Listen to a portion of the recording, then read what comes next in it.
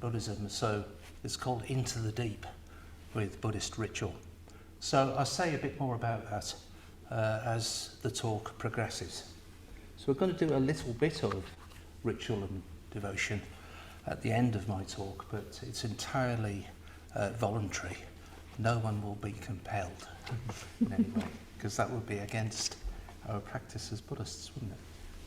Okay, I'm going to start the talk with an admission. I'm going to admit something to you. I'm going to make myself quite vulnerable here and admit something to you that's a bit embarrassing. That's how I'm going to start off. And one of the things that's a bit embarrassing at my age, because I'm 62, is, and I've been practicing Buddhism since I was 14.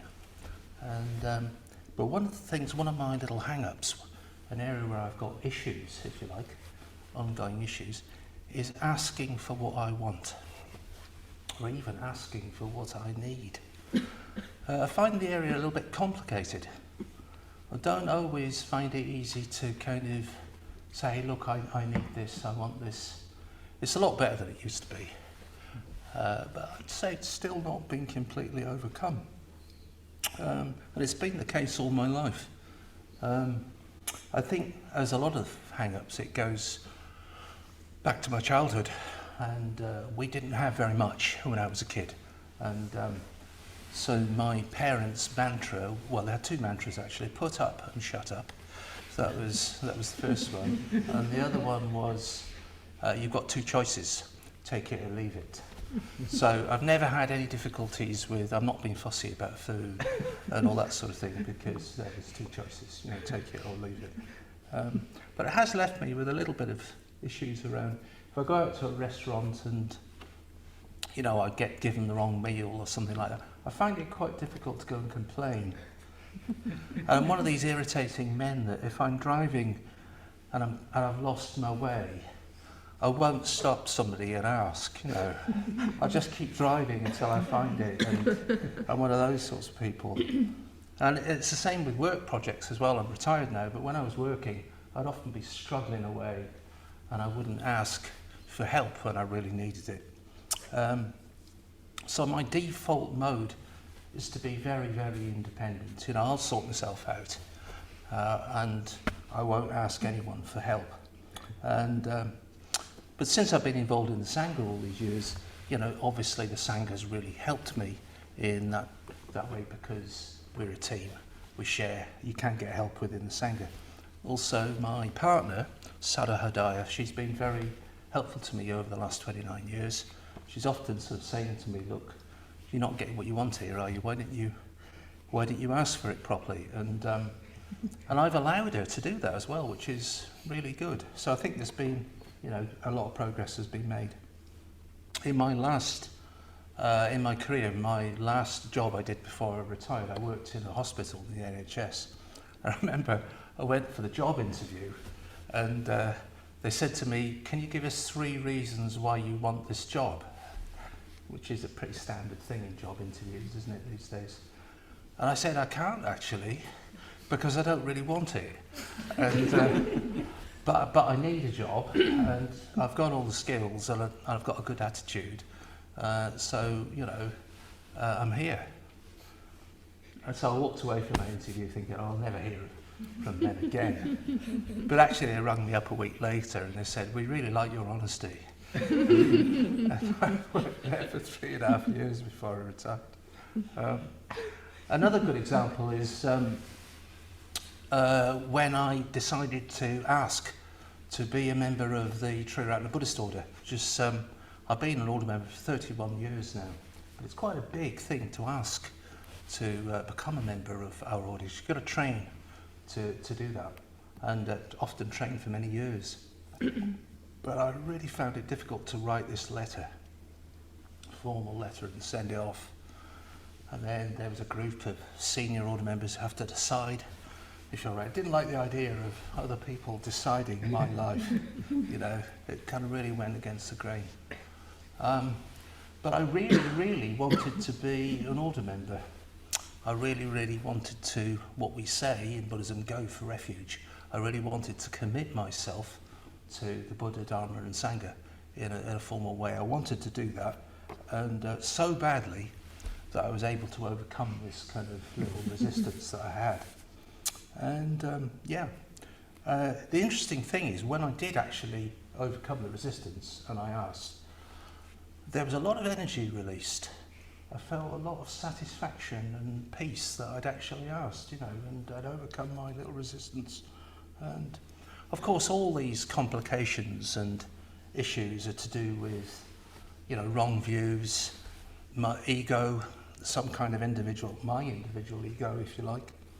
The sort of thing, I don't deserve this, I don't want people to know that I need things, those sorts of issues.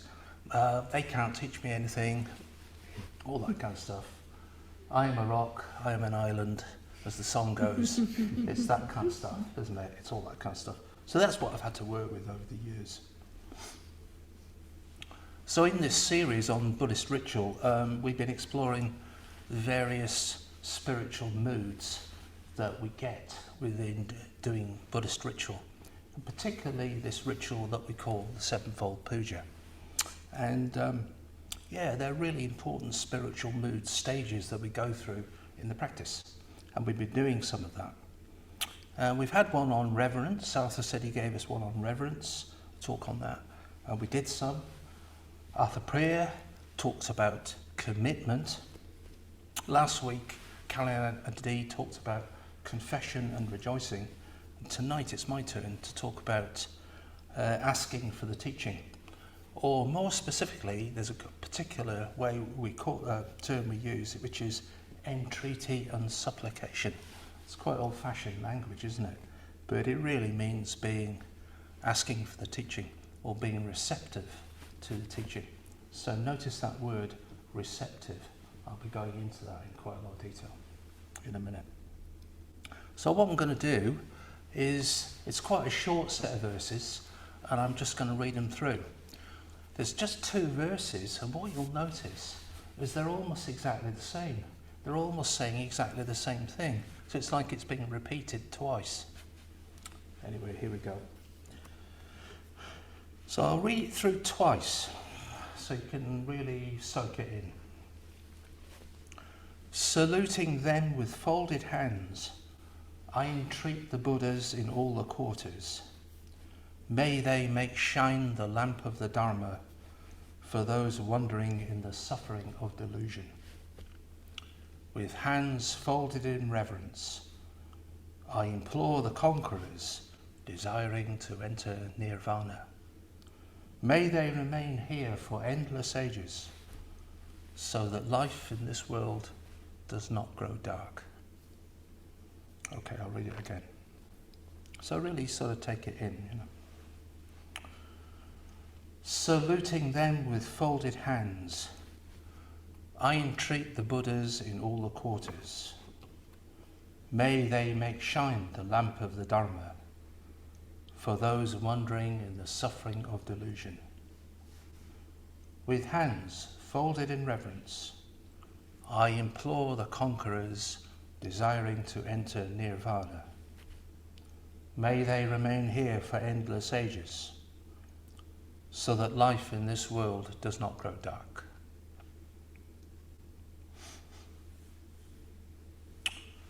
Okay, so any impressions? How did that feel? Was it a bit weird? Was it interesting? Was it... What sort of impression did you get from that? Don't be shy, kind of. We're all adults here. Mm-hmm. Any thoughts? Yes, it was beautiful. Good, beauty. That's good. Okay, fantastic. Anything more that you noticed? Does anybody find it really, really weird? Did you find that? I want to relieve us from the suffering of delusion. Yeah. But, so first of all, you have to realise you're deluded. Yeah, good point. Good. Yeah, I'm going to go into that in a minute. You are deluded. Yeah, thank you for bringing that up. I appreciate that. That's good. Yeah, no, that's a good point. Yeah. All right. I also found it interesting that those, they actually could leave, and actually it's almost like they're doing us a favor of staying. That's right. Yeah, They could have just left us in the dark. that's and, right. It's a gift that they're staying and It's a gift that they're staying. Yeah. That's right. Yeah, that's true, isn't it? Mm.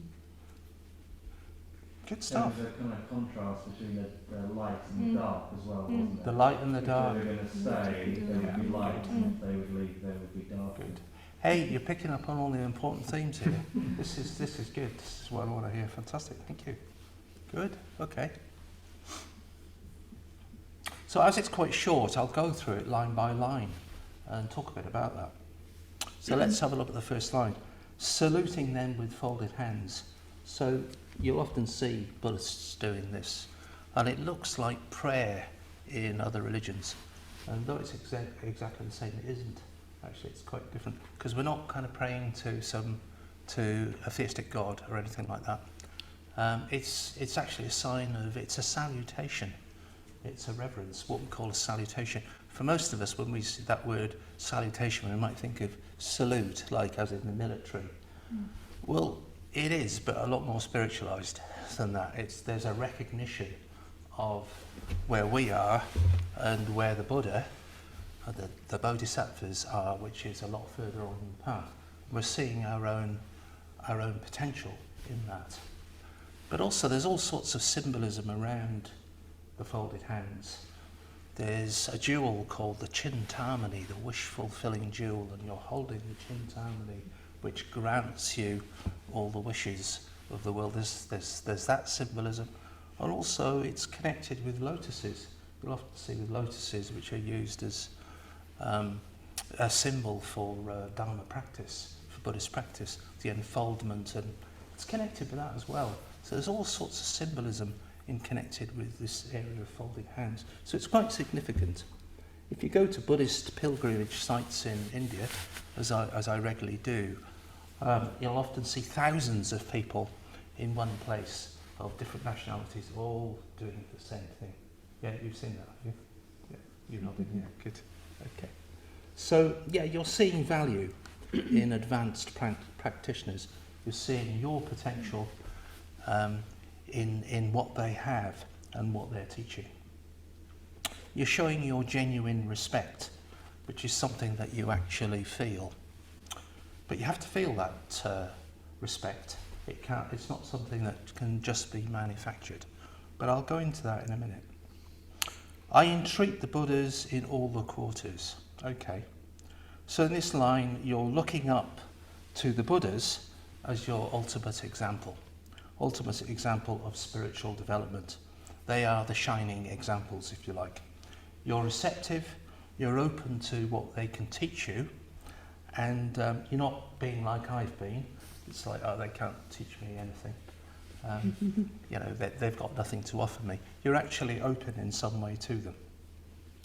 And there's a nice little story from Zen Buddhism which illustrates this area of receptivity. So there was once a very arrogant young Buddhist monk, young Zen monk, and he was very difficult to teach. And one day the abbot of the monastery invited him to come and take tea with him in the afternoon. So he strode up, sat down, and the abbot had the teapot. He boiled the tea, made the tea, put 2 bowls out, one for him and one for the young novice. And so he started to fill the novice's bowl with the tea. When it filled up like that, he carried on pouring. And all the tea's just flowing all over the table, all over the monk's robes. And the monk said, "Stop! It's full. It's completely full. What are you doing?" And the abbot said, "Yeah, it's a bit like your mind. It's full. And there isn't any room for any Dharma, any teaching to come in. You're full of your own ideas, you're full of your own thoughts and things. You're not really receptive." So, yeah, it's a good little analogy, really. We don't know what happened to the young monk, but hopefully he got the message and made some progress. But that's what can happen. Sometimes, I don't know about you, when I first came along to Buddhism as a young teenager, I had my own ideas of what it was. And I had to completely unlearn a lot of that. to be receptive to what it really was. So if you're not receptive, you can't really learn anything. Which raises the whole area of receptivity and what it is. It is, as I say, it isn't something that you can just manufacture, decide to be receptive. It can't just sort of really happen like that. Even with, a lot of effort, you can't really do that. You can't fake it, actually. You can't fake receptivity. It has to be the real thing. So how does that happen? How does receptivity actually arise? Well, you could say it arises in dependence upon conditions. Receptivity comes about in you in dependence on the right conditions. And those conditions are significant positive experiences that you've had in relation to the Buddha, Dharma and Sangha. So that might come about through practicing meditation, might come about through doing an introductory course in Buddhism, might come about through a ritual or reading a line of Buddhist text somewhere, a Buddhist book, or meeting another Buddhist, or going on pilgrimage, or it could be all sorts of different things, lots and lots of different things. In my case, it was actually seeing a statue of the Buddha in the British Museum when I was a school child. That had that effect. But those conditions then lead to a kind of receptivity. You're open, you're interested. And that's what you need to actually practice this particular stage. Sometimes it's quite mysterious, the way it happens. I've noticed people get interested in Buddhism and they don't know why. They just know that they are really interested, and they don't really know quite how that's come about. And I think that's quite a good thing. I think it's good in life when we don't think we know everything. I think that's very good when we're open. Well, there are things out there that we don't really know very much about, which are mysterious. I was reading recently about the great Victorian physicist called Michael Faraday. And he gave his lectures, Victorian lectures in London, saying, well, we know everything now, really, that there is to know. It's just a question of filling in a lot of the detail, really. We know everything. So, there you go. So, Buddhas in all the quarters. So, yes, we're saluting, we're entreating the Buddhas in all the quarters. What does this mean? What it really means is 5 Buddhas. It actually means 5 Buddhas in specifically. Sometimes it's very confusing for people as they get involved in Buddhism. They think, hang on, 5 Buddhas? I thought there was just one Buddha. What's happening? Why is there 5? Anyway, I thought I'd show them to you. So specifically, this is the yellow Buddha, and he's called Ratnasambhava, and he's the Buddha of the south direction. So that's called Ratnasambhava. And they're arranged in what we call a mandala. A mandala means a sacred circle. So there's one. We've got another one, and he's the green Buddha of the north, and he's called Akshobhya. Blue Buddha. Sorry, the blue Buddha. Yeah, I'm getting mixed up. Okay, it's blue. It's the blue Buddha, sorry. And there's another one here. You'll notice they've got strange creatures, all got different associated animals. This one's called the Moga-Siddhi. This is the green one, the Moga-Siddhi. There he is. So he's a particular direction as well. And in Buddhism we've got 5 directions, not 4, which is interesting. Then we have Amitabha, the red Buddha.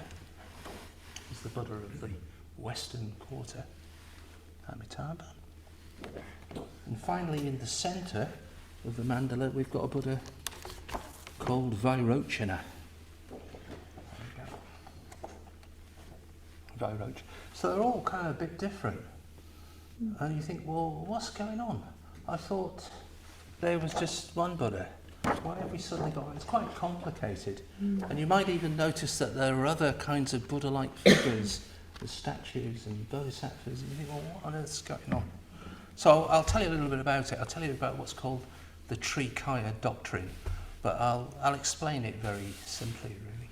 So it's about the history of Buddhism and how it evolved as a spiritual tradition. And right in the beginning, in the first stage, there was the historical Buddha. And he really existed. And he was enlightened. And his body is called the Nirmanakaya, the physical body of the Buddha. But of course he died. He had to die because everybody dies. And it passed away. But then a few hundred years after the Buddha had died, Buddhism was going, but it developed what it called the archetypal body. And that's called the Sambhogakaya. So that's where a lot of these particular different other kinds of Buddhas emerged. And then there's a third phase, which is called the Dharmakaya. And that's all about, that's really something that can't be represented at all. That's about enlightenment itself. That can't really be represented in a physical form.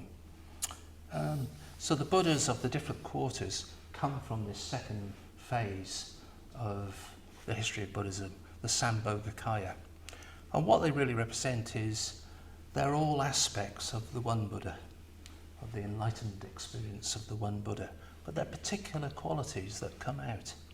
So it's a little bit like you might see order members like us in a much smaller way, and you might think, well, they all look quite different. They've got different clothes, different characteristics. Arthur said he's got his qualities. He's very good in lots of areas that I'm not very good in.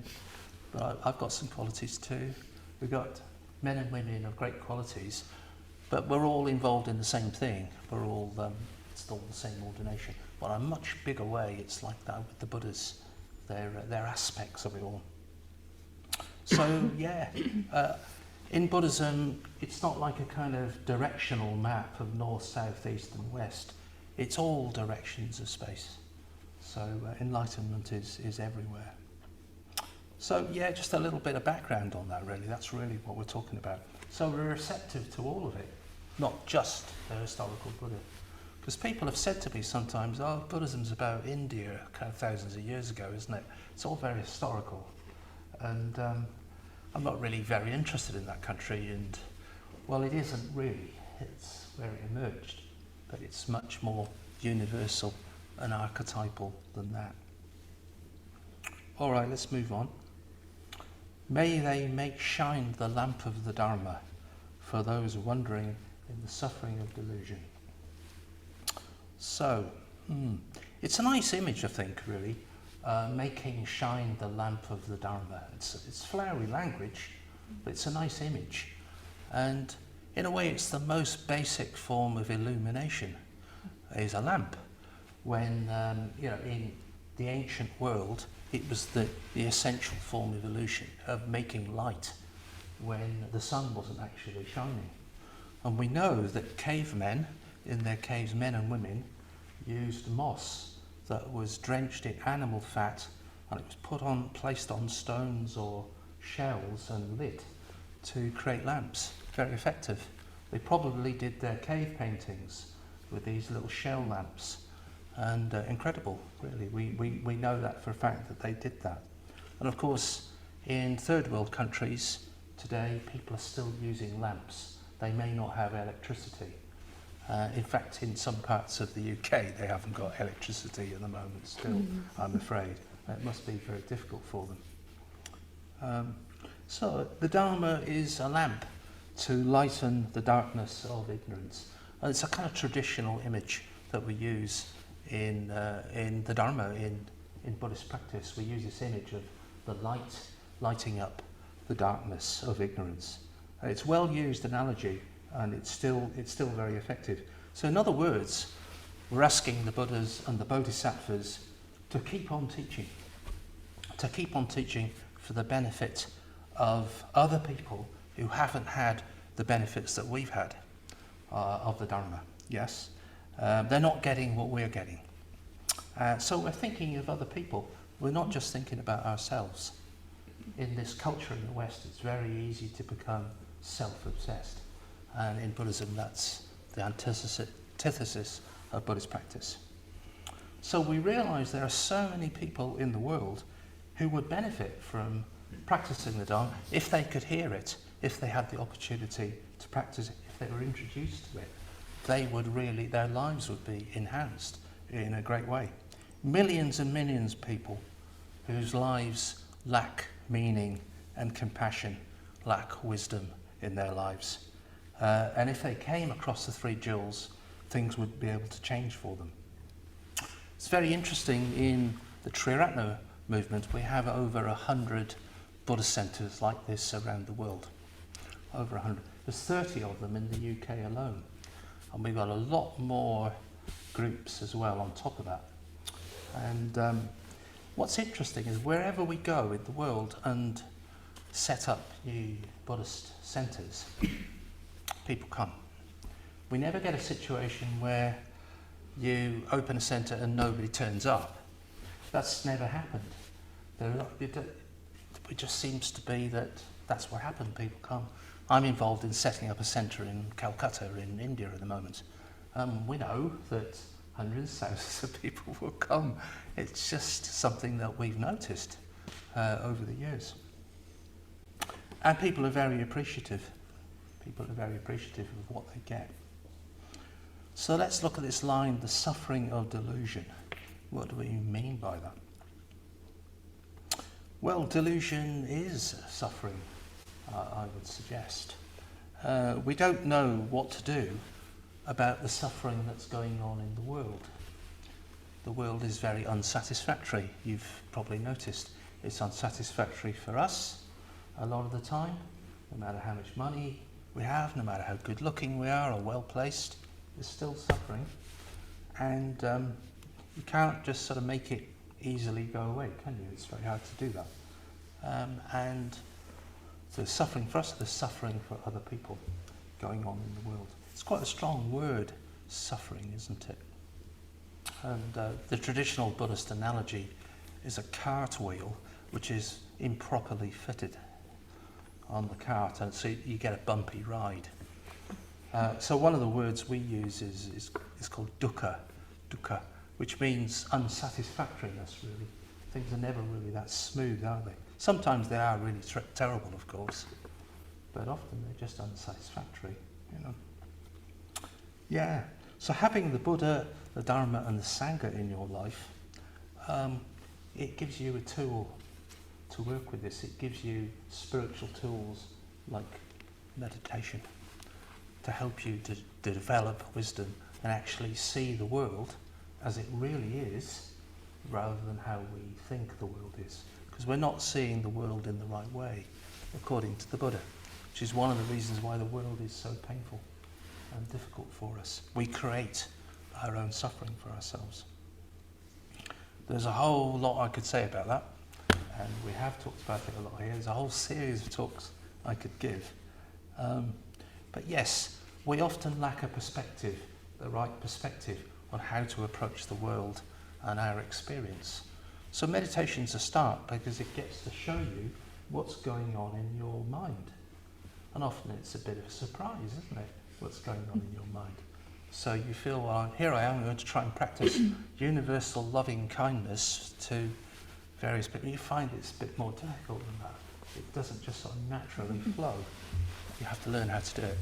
And same with mindfulness, you know, where there we are sitting practicing mindfulness, and we find we're distracted with thinking about work or TV or Christmas or something like this, and there's all this rubbish swirling around. And I remember once I was on a deep meditation retreat for several weeks in a retreat centre in Wales, and I was trying to go a lot deeper in meditation, doing lots of meditation. And I kept getting this thing going around in my head. I couldn't get rid of it for days and weeks. It went and it just wouldn't go away. It was a little kind of noise, a little jingle. And I eventually tracked it down in my mind to a TV advert in the 1960s. Wow. It was Railbrook shirts, the shirts you don't iron. Railbrook shirts, the shirts you don't iron. You know, it's just a piece of useless advertising junk that's in my mind. funnily enough, it's never returned since that retreat, which is really good. But it was obviously hanging around in my mind, you know. Just think what else other junk there is. So we, you know, it's hard for us to really focus ourselves and engage with. We're so full up with junk, aren't we? That's what goes on. And what we've noticed is so many people come to our Buddhist centres around the world and they say, I'm not interested in religion, I'm not interested in Buddhism, thank you. I'm just here for meditation, okay? I want to learn to meditate because my life's a bit chaotic. And that's what they say. That's what they say. And so many of them end up getting involved in Buddhism, sometimes despite themselves, because it's interesting. People feel, well, it's got the taste of freedom about it. So let's move on a bit. With hands folded in reverence, I implore the conquerors desiring to enter nirvana. So again, we're moving on to the second verse here, which is a kind of repeat of the one we've just done. There's a little bit more subtleness to it. So yes, for the second time, we're holding our hands up in a folded way, and we're imploring the Buddhas and Bodhisattvas to stay in the world and teach. To stay in the world and teach. And this has a connection with a legendary episode in the Buddha's life. And here it is. It's a legendary symbolic episode called Brahma's Request. Brahma's Request.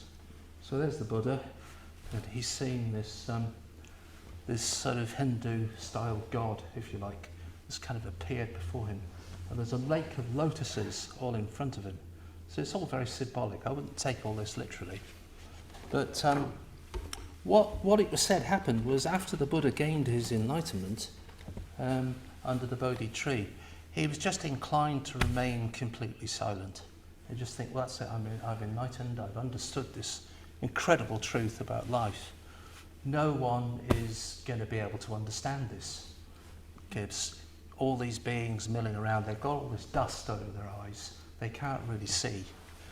All these passions that they're involved in. No one's ever going to be receptive.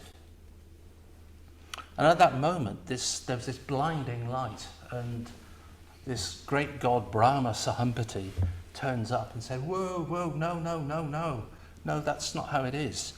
He said, actually, there are lots of people who only got a little bit of dust in their eyes, and they will be interested in you teaching. Please teach the Dharma to them.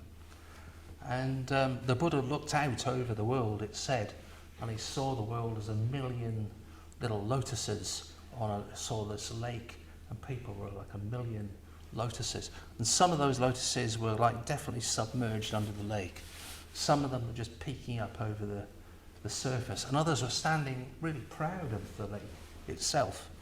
And so he realized that there were people who were receptive, that were interested, that needed the Dharma, that wanted the Dharma. And so there and then he decided he would teach. He would teach the Dharma. Now, as I say, I don't think we should take this episode as a literal happening. It's archetypal, it's symbolic. But what it really, what's the true significance of the episode? It's not as if the Buddha actually needed to be reminded to teach, actually. He didn't really need Brahma Sahampati to say, look, you really ought to be teaching the Dharma and not keeping it to yourself. He wasn't really like that.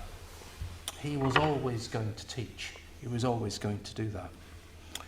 It's a little bit like, I don't know if you've ever been to see a band or a rock concert or something like that.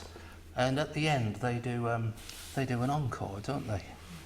And there's this sort of ritual that you go through where they say, right, so we've played our gig and we're leaving now, and they go off, goodbye, we're going. Everybody knows that they're going to come back. But we go through this ritual, say, more, please, more. And then they sort of come up and look really surprised. Oh, you want some more? It's a little bit like that. And they were always going to do that encore, and the Buddha was always going to teach. It was always going to happen. No, the real significance of it is receptivity. The disciple always needs to be ready and always needs to be receptive, because so many people in the world are not interested in the Dharma. Most people are not interested in the Dharma. they've got other religions they're involved in, or they're secular, or they just see it as a waste of time because they're much more involved in other things in life. They see no value in it. But we are, and many people are interested in the Dharma, just like in the time of the Buddha. So there's a saying in Buddhism that when the disciple is ready, the teacher will appear. When the disciple is ready, the teacher will appear. And sometimes you'll notice on Buddhist shrines, you'll see 7 little bowls. There isn't on this one. You'll see 7 little bowls, and they're offerings, traditional Indian offerings to the Buddha, and they represent receptivity. If you go into an Indian household, even today, as I often do, they'll put out, there's a whole set of traditional things people will give you, like water to drink, water to wash your feet in, incense, a candle, all these sorts of things. And they're all represented by these bowls. And what they really represent is this receptivity that we're hoping that the Buddha will turn up. We're hoping that enlightenment will actually turn up. And we're ready for that. We're ready to take advantage of that if that happens. So getting towards the end now. May they remain here for endless ages, so that life in this world does not grow dark.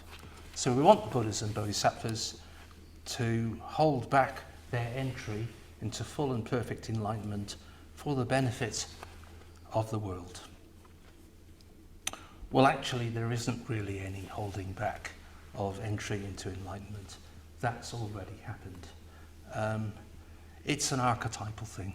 It's an archetypal way of looking at it. It's poetry. It's myth to look at it in those terms, because the Buddhas and Bodhisattvas are wise and compassionate. They were always going to teach. They were always going to remain in the world to some extent. They were always going to do that because they are Buddhas and Bodhisattvas. But what it means is that we are in relationship with them. We're not taking them for granted. We are actually entreating, we're receptive, we're connected with them. It's not just like turning on a television or something like that. We deeply value what they offer to the world, and we don't take that for granted and become cynical. Yeah, one of the kind of curses of the modern age is cynicism. We experience genuine gratitude because we've benefited, we've noticed that benefit in our own lives.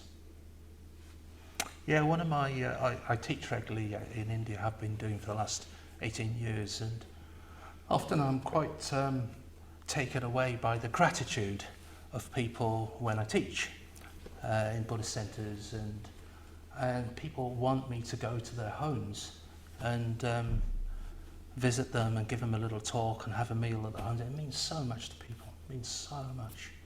And I was there a couple of years ago, and an old man kept asking me, and I found out later to my shame that he'd been asking me to visit his house for 5 years now, and I'd never had time to go. I felt really bad about it. Anyway, eventually I went to this slum area and arrived in the jeep, and the whole street was out and welcoming me and all this kind of stuff. And it was moving. I mean, I was in tears, and this incredible banquet had been laid out for me, and so appreciative. Of course, I had to give a talk and all this kind of stuff. And it was so moving, you know, and appreciative. And of course, it isn't really about me. It's not about me personally, Saddharaja. It's about what I represent. It's about the Dharma. I'm there in their locality, teaching the Dharma to them. They're so receptive, and they're so grateful and appreciative. And I felt very humbled, actually. And I've certainly felt bad about not having taken up the offer, in the past. A bit unmindful, I'm afraid. So that life in this world does not grow dark. Yeah. So the Dharma does give light to millions and millions of people's lives. It helps to set them free from internal restrictions in their thinking, their way of operating in life, their ethical lives, their spiritual lives. It gives them meaning and purpose for their lives. It offers them a path to enlightenment as individuals and as a spiritual community, as a Sangha. So even people who sometimes say, oh, I'm not interested in religion, I'm disillusioned with religion, or whatever, they'll often find themselves responding. Something in them responds. I've seen it over and over again. Because the alternatives for so many people in the world today is to do with status and power. It's to do with money, possessions, security. That's what people are mostly interested in. And I'm not saying we shouldn't have those things, but they can't ultimately give us satisfaction in our lives. They're not the light that we really seek. So the Buddha once said that we often approach life in what's called a topsy-turvy way. So there's this teaching the Buddha gave of the topsy-turvies, as he called it, or their traditional term is the viparyasas. And what he said was there's four of them. He said, we view the impermanent as permanent. We view unreal things as real. We view painful things as pleasant. We view unlovely things as beautiful. So these are known as the four perversities, and I could give a series of talks on them, but I can't, I've got time. But from an enlightened viewpoint, the viewpoint of the Buddha, much of human behaviour looks quite simply quite mad, really. From the enlightened point of view, it's quite mad. We can't help this, of course. It comes about as a result of living in a particular way and from a particular viewpoint, which is difficult not to do. And the spiritual path is about undoing that viewpoint. The Dharma gives us a chance to transform that view. But let's just look a little bit at how we view the permanent, the impermanent as permanent. We know, really, that jobs, that political regimes, personal relationships, the weather, we know all these things are impermanent. They're always changing, all the time. We know that. But then when they do change, we try and fix them. And when they do change, it's quite painful. It's quite painful for us. The other morning, I was about to go and meet somebody, and it was pouring down with rain. And slightly inconvenient. I had to just go and get my waterproofs on and all the rest of it. Was on my bike. Slightly inconvenient. But it was a real shock, because in my mind, it was a sunny day. And how ridiculous. And it had been half an hour earlier. So we kind of fix things, don't we? But not just the weather, we fix people's lives and jobs and all the rest of it. And we get very upset when things do change. But they will change. We become attached to the way things are. So the Dharma gives us a creative training in this area. It allows us to see the truth of things and to be able to work creatively in accordance with that truth. Yeah? It's what we call a growing awareness. When we lose something or someone, we definitely feel that loss, without a doubt. You know, I remember when my mother died 16 years ago, I really, really felt it. But then we're able to creatively put that feeling in a bigger perspective, which makes it okay. And we can work creatively with that truth.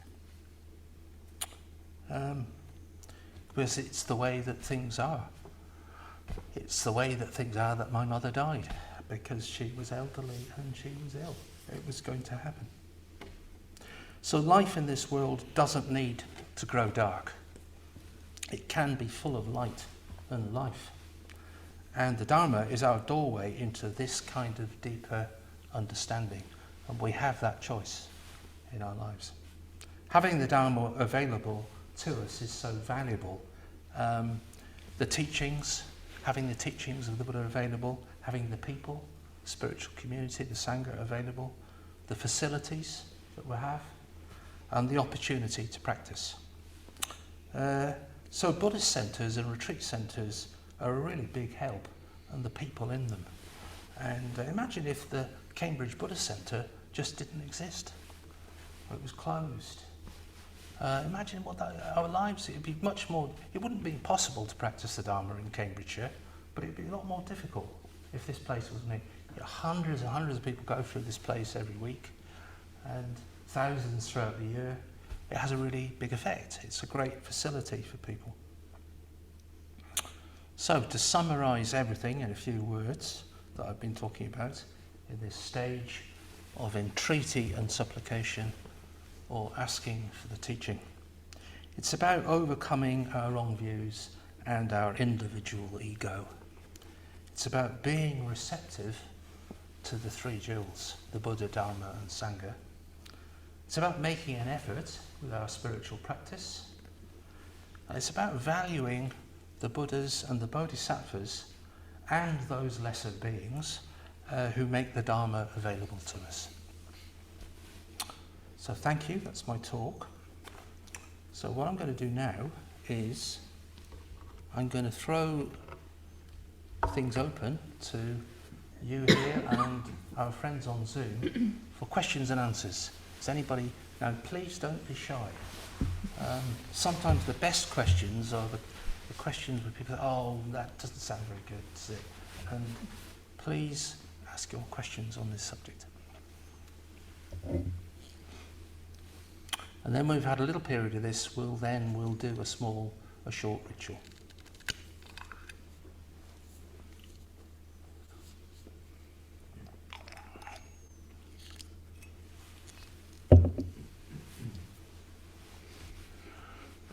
Questions?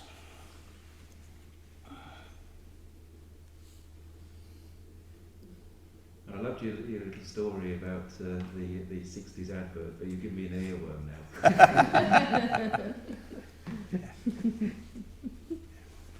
Yeah, these things are lodged there in our consciousness. It's like a sort of space junk, that's just it's got no value anymore. It's just clogging up the system. Yeah. And meditation reveals that.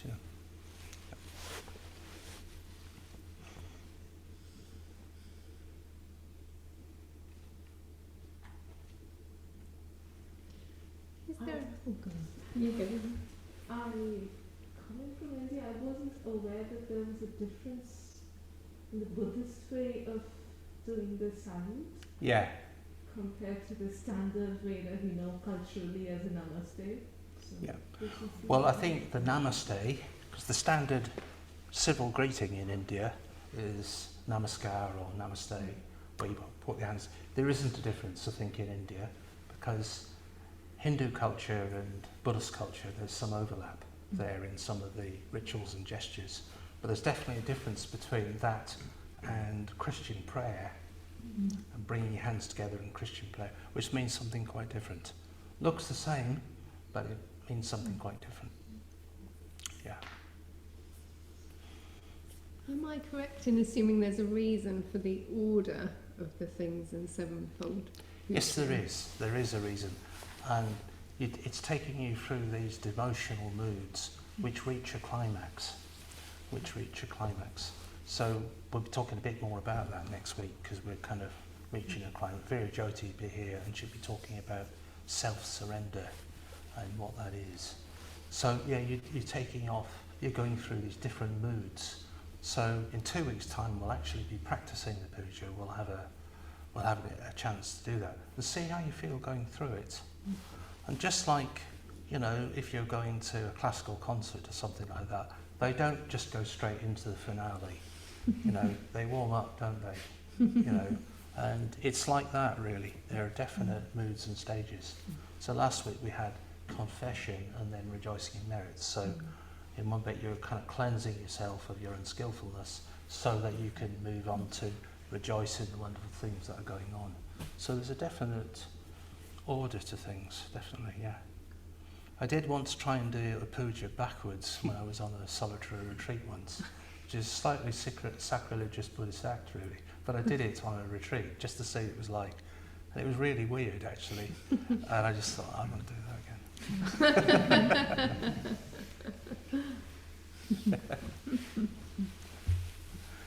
What's the benefit of doing ritual every day, not every day, but on a regular basis? What's the practical benefit?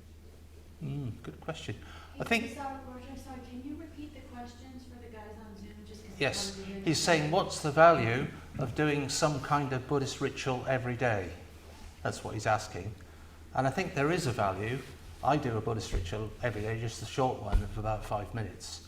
But I think one of the value is it connects you in an emotional way with your values.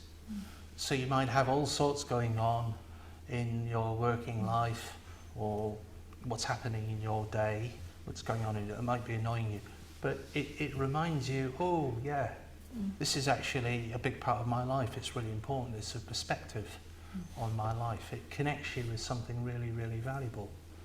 And we need that actually, because we can get lost, can't we, in advertising jingles and goodness knows what. We can get completely lost in them. And so we need that deeper perspective. So I think ritual's very good in that regard. Yeah.